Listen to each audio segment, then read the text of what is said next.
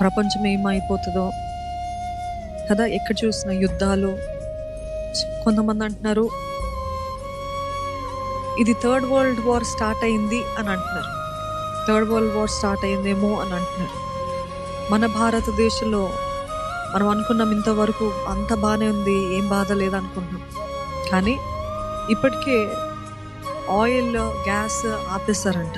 So oil prices, gas prices, ఇంకా gas cylinders దొరకట్లేదనేసి hotels shut down చేస్తున్నారంట, hostels shut down చేస్తున్నారంట, కొన్ని బోర్డింగ్ స్కూల్స్ షట్ డౌన్ చేస్తున్నారంట. ఎందుకు? సిలిండర్స్ దొరకట్లేదని.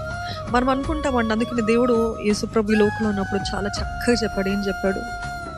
మీరు అనుకోని గడియలో, మీరు ఎక్స్పెక్ట్ చేయని దినాన, ఎక్స్పెక్ట్ చేయని సమయమున అంటాడు కదా, ఒక దొంగ వచ్చు వలె, ఒక దొంగ వస్తున్న రీతిగా దేవుడు వస్తాడంట.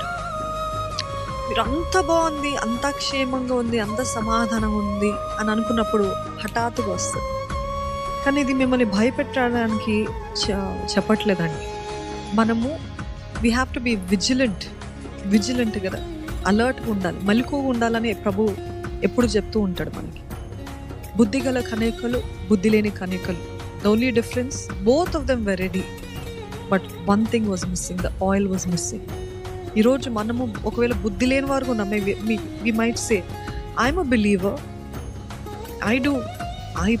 I read the word of God, I pray, I go to church, నేను విశ్వాసిని, నేను అంత బాగానే ఉన్నాను. దేవుడు అంటున్నాడు, నీలో పరిశుద్ధాత్ముడు ఉన్నాడా? నువ్వు రక్షించబడ్డావా? నువ్వు బాప్తిస్మం తీసుకున్నావా? నీ క్రియలు, నువ్వు ఎంతమంది ఆత్మని సంపాదించావు, ఎంతమంది నా వైపు ఆకర్షించావు? ఈరోజు